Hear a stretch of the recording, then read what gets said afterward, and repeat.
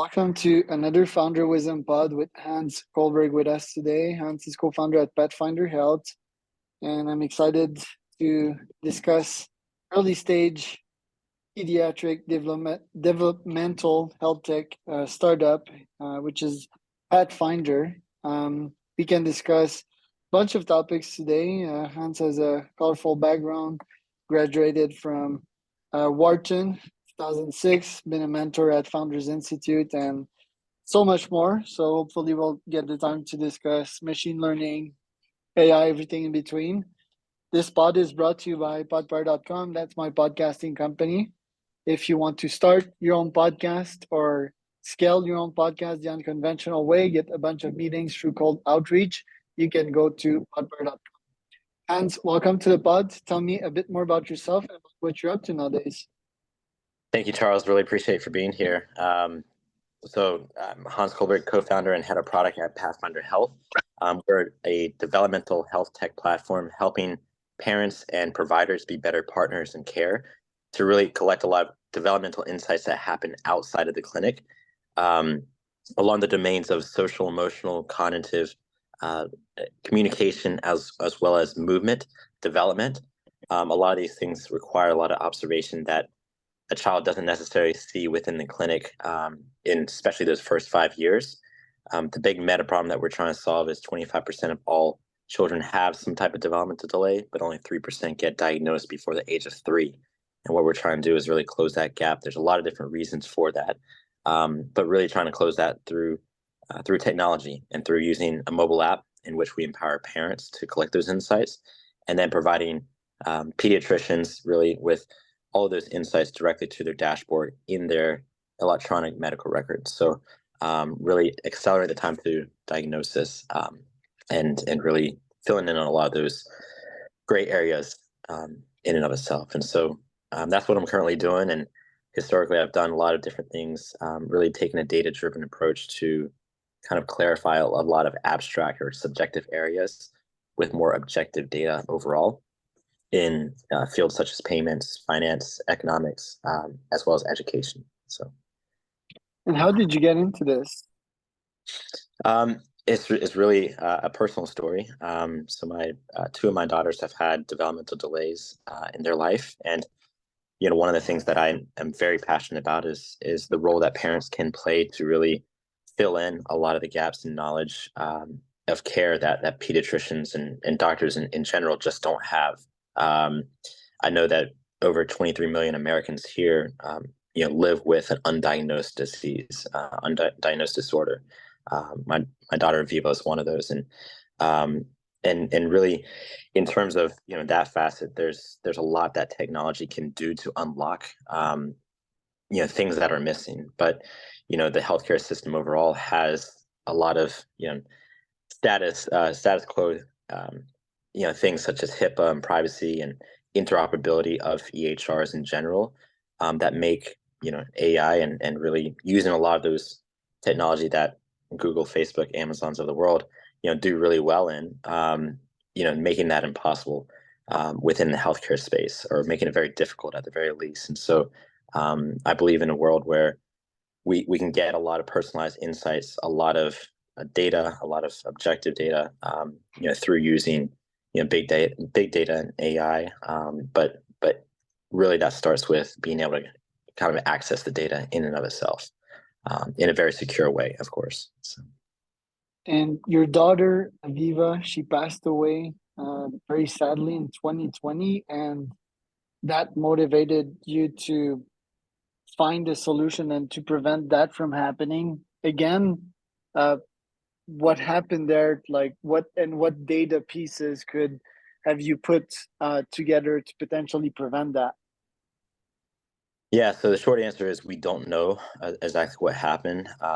In her second week of life, she had a bradycardic condition. Basically, that means a very slow heart rate. Usually at that newborn age, child has about 150 beats per minute, give or take. Heartbeats. Hers went down to about 65. That happened, when she was sleeping, and she woke up and she was having just overall lethargy as well. And so we took her directly to the NICU, where they did a battery of different tests, including a lumbar puncture through her spinal cord, but trying to really understand, what was going on. Everything from mitochondrial to metabolic panels to DNA tests, to ruling out a number of different conditions. And so, of course, they can't test everything.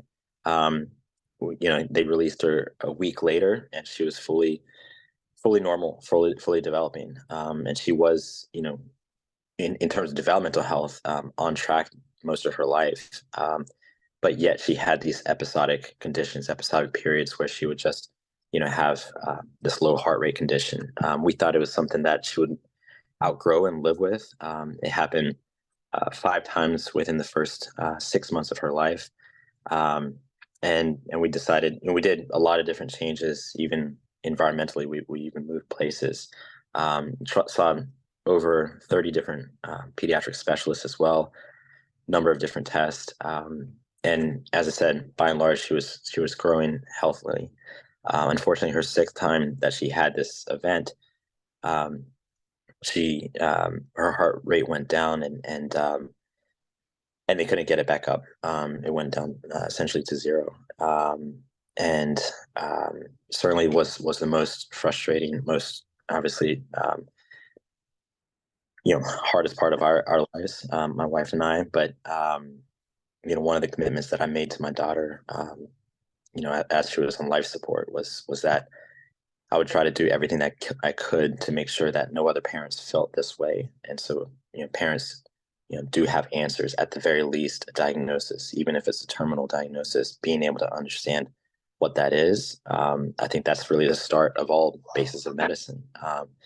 And the more, research I did, especially after the fact, there's just a mountain of different, legal and data interoperability and hurdles that kind of get in the way of using technology. So I can tell you more about what we're doing on Pathfinder Health, but it's a little bit different from trying to solve undiagnosed disorders versus ones that affect 25% of all kids, including autism, ADHD, speech delays, which affect about almost 10% of all kids.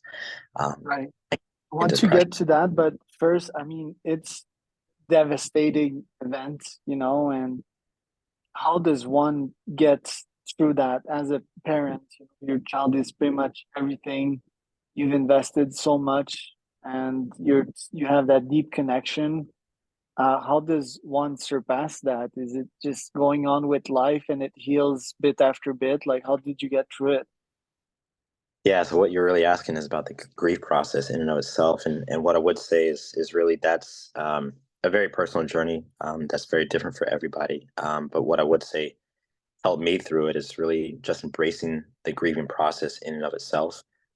Something that I certainly had never gone through, and I hope most parents never have to go through that, which is definitely one of the worst things that could happen. In terms of some of the lessons through that, it was really taking a time off. I took about 6 months off, and just to kind of focus on self-care, reading a lot about grief, reflecting, meditating, trying to understand, what it is that I wanted to do later on in life, knowing that this was, now my North Star, my mission. And my North Star really, at the end of the day, is to make my daughter Aviva proud. And through that, being able to help other parents, the medical system overall.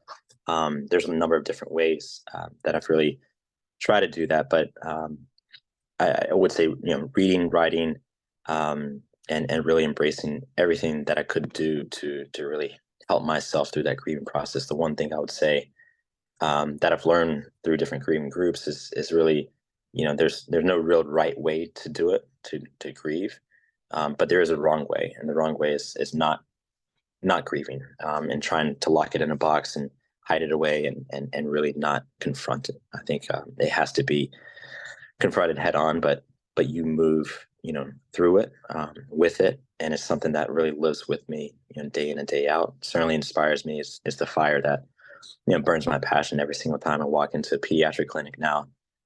Really helping doctors, helping clinics, really to really help their patients. my number one objective. And how do you grieve while having a partner? You have a wife. How do you make sure that the relationship stays healthy? Because I have a friend that's kid passed away too, and the relationship did not survive. Yeah, that's a really good question. I know, they say the stats are over 50% of instances where you have a child death. Over 50% of those relationships don't survive, unfortunately. And um, the reason, if you look underneath the hood, the reason for that is not necessarily because of the event itself, but more so because of the disparity between the way that each of those individuals grieve, which is very different, as I said, very personalized. My wife was much more of an inward kind of griever, and she wanted to really keep to herself, read, write, and reflect on her own. One of the things that I did, on the other hand, I was very much more public about it. I created a children's book that became a bestseller children's book, really kind of, to honor Aviva, but also to share her personality, her character with other kids that she'll never get to meet. I started Instagram account just talking about grief in general, and I think it's something that this society in America just doesn't do really well at all. I would say America is a grief illiterate society in the sense that we try to kind of suppress it. We give, maybe 2 days, maybe 5 days for bereavement leave on a corporate basis, but a lot of times we just don't even know how to talk about it. So a lot of friends of mine haven't even reached out, now over 3 years later, just because they don't know how to approach it. And that was my exact next point, especially in the corporate world where everyone puts a mask on, it's really cold. That a lot of people, I'm pretty sure, they're just avoids the topic. While, in my opinion, it pretty much feels good. I mean, I don't have the right word. I'm no psychotherapist, but I'm an open person. I have good intentions as well. So people sort of open up to me, although I might be clumsy. While most folks, they just don't talk about it and they just avoid it. Why do you think society is that way? Why do you think people are so uncomfortable talking about that? Yeah, I think there's a reflexive aspect of this, and a lot of it's because you look at social media and you look at, you know, what people actually gravitate towards, what people actually, follow and like and everything else. And there's an overemphasis on, positivity, positive things, look at me in this fabulous place, or look at me doing, these fabulous things, or let me tell you about, some really good advice. Right. And there's just an overabundance, and that is how you gain followers and traction and everything else. I know this is looking at social media as a whole, but there's other things. But when you talk about, the hard parts of life, those are things that people just, shy away from posting. We don't necessarily, find that community support. And one thing I would say is humans are, social animals, and we need, others to be with us. I don't know if you know about, the biological basis of crying. When you talk about the hunter-gatherer phase, like, people would cry because it would be an outward signal to others, that they needed comfort in the cave, right? And they couldn't go out to hunt or gather food because they just needed that social support. We live a much more digital life, and much more, obviously distant life, I think, physically, but also emotionally in a lot of different respects. And so, yeah, there's other cultures. I've learned about other cultures that do a lot more, and yeah, it's something that I would say the very simple advice that I could give anyone who's looking to support a griever is really just showing up, letting you know that you love them, and, giving them a hug if you see them. But you don't have to say anything. You don't have to do anything other than that, and really being a shoulder to lean on, and a voice to listen to, or an ear to listen to, rather. So yeah. Right. It's weird because I've gone like in a phase last year in which I was like so heads down and focused and IQ oriented that seems that my body and my heart forgot how to cry. So need to work with my therapist on that because it really feels good. It's like relieving of a charge on your shoulder. Um, I do sometimes find my breath work though, like releasing all these emotions.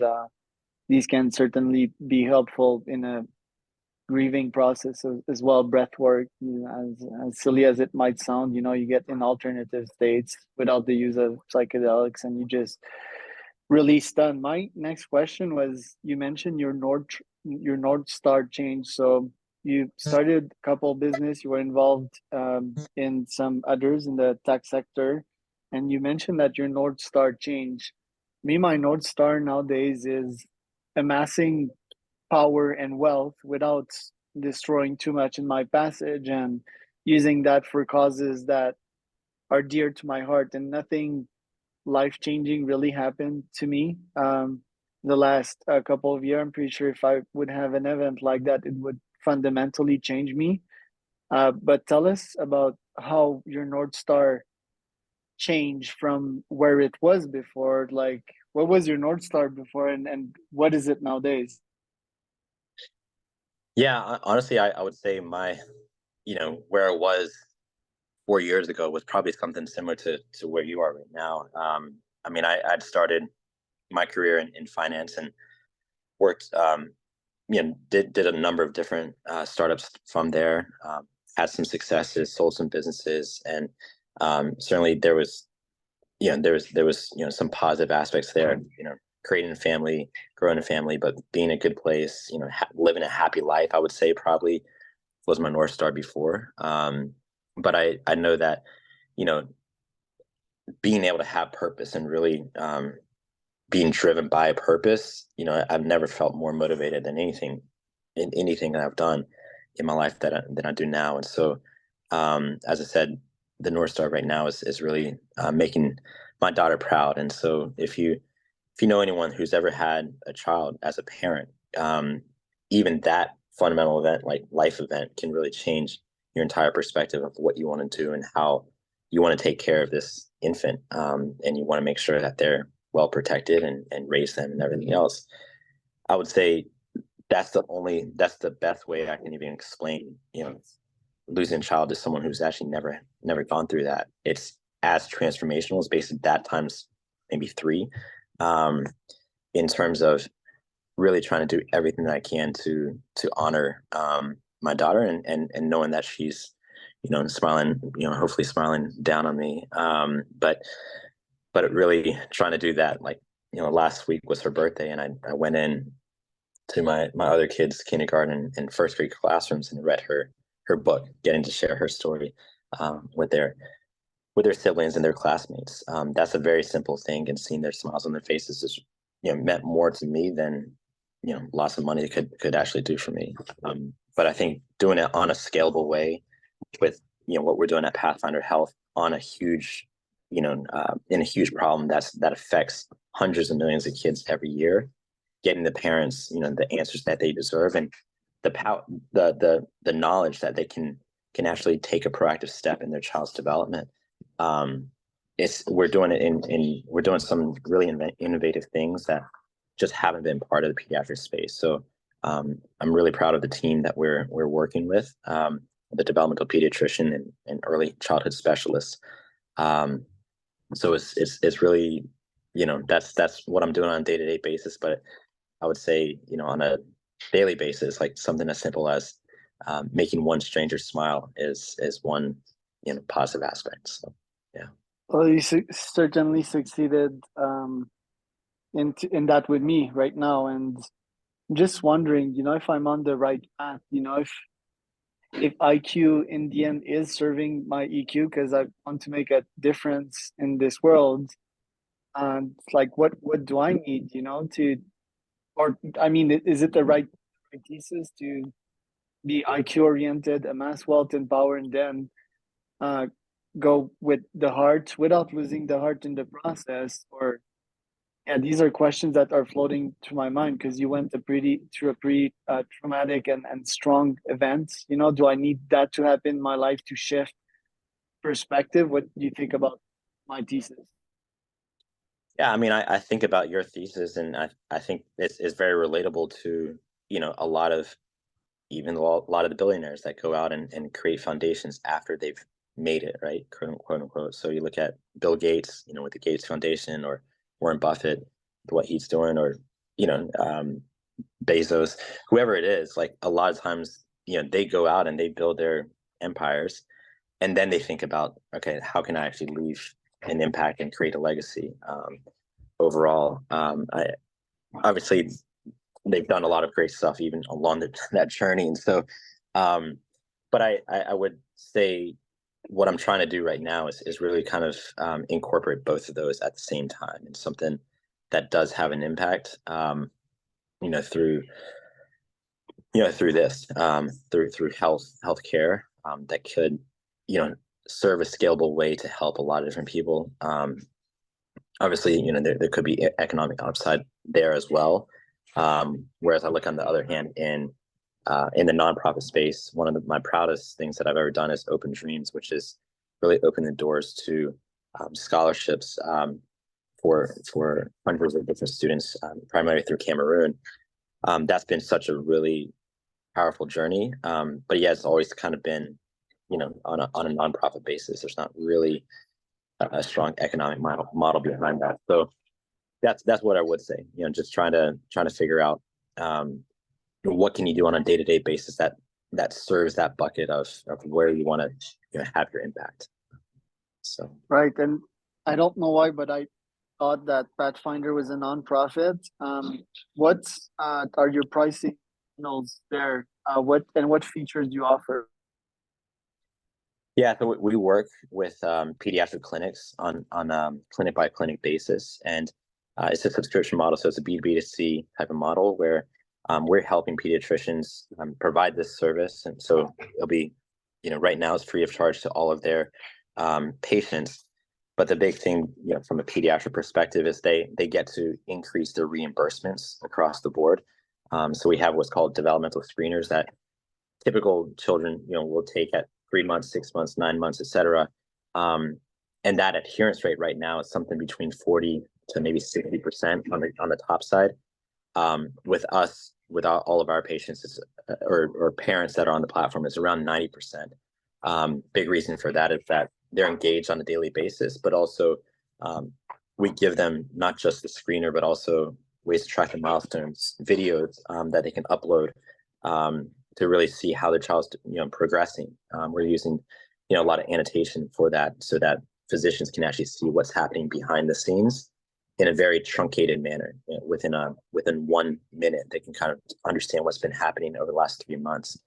And so the economic ROI there for clinics to adopt is really increasing that adherence rate at a much higher level, and then also introducing some other screeners that are reimbursable. So social determinants of health, as well as adverse childhood experiences, which that particular screener has a big impact in terms of or being able to identify things like childhood trauma, or children going through big crises like death or divorce, or even drugs or abuse or neglect, can have both physical and mental impact later on in life. And so yeah, that's really just trying to help clinics overall, not just on the value of care perspective, but also building their business as well. And could Chat GPT do that? Is Chat the best experience because you're also showing graphs? Graphs, I mean, they're in front of you. You don't need to ask any questions for them to be there, because some users are even too lazy to ask questions on our chat. But what do you think about the Chat GPT format and having an AI to tell you about your children's health and potentially giving you deep insights on what's happening there? Yeah, the one caveat I would say about ChatGPT, and really any LLM on this is really healthcare. At the end of the day, is certainly a whole different industry in terms of medical advice. And so one of the things that we want to disassociate ourselves from is we're not necessarily a diagnostic device, which needs FDA clearance. We're a clinical decision support tool, so it's more on the detection side, just really understanding, all of that data, being able to package it in a very unique format so that within a 15-minute well child visit, that pediatrician can get a 2-minute synopsis and really understand what's going on. When you talk about, asking a prompt, and I've done this in the past myself personally, just looking at ChatGPT responses, certainly they're very extensive and valid, and obviously the underlying sources makes a lot of sense. I think better yet, being able to kind of train that on a closed data set source. But when you think about the outcomes and impact, if a parent takes that advice and then does something with it or acts upon it, there's a medical liability involved at the end of the day. And so we're very stringent on in terms of where the line's drawn between here's some suggestions and recommendations on the decision support side versus here's what you should do, which I think is always best left to your particular physician. What do you have on your goals list for 2024? Yeah, goals list, on the business side, we really love to work with as many pediatric clinics as we can, starting here in Southern California. And we're integrated with some larger institutions, including one of the largest healthcare organizations across the U.S. But where we see a lot of big need is really with children's hospitals, which are really trying to help identify those kids. When you talk about social determinants of health and health equity, there's a disproportionate number of kids that are from marginalized communities. When you talk about race, socioeconomic status, ethnicity, that really just go undiagnosed and underobserved by and large. And so that 25% and 3% gap that we're trying to close, we can work with, say, Children's Hospital of Los Angeles and be able to kind of identify, every kid around the area at a population health scale. And I think that's what's really fascinating, but also just revolutionary in terms of what we're doing. Is really being able to have parents collect that data on an ad hoc basis without necessarily even going into the clinic, and a physician being able to kind of monitor and see what's happening, be able to kind of reach out to them, give them a tap on the shoulder and say, let's come in for an evaluation because maybe your child's fallen behind. They're 2 years old and they're not able to say a word. There might be an incidence of a speech delay. I think that proactive approach within healthcare certainly is needed, but within developmental health, I think there's a lot of factors that have not necessarily supported this move. And so, yeah. Well, Hans, thank you so much for today's work, and people find out more about you. Yeah, Pathfinder.health is really more about the company. My Instagram profile on grief is really Aviva's Daddy, at Aviva's Daddy. And I'd be happy to share my email as well. But yeah, that's where you can find us.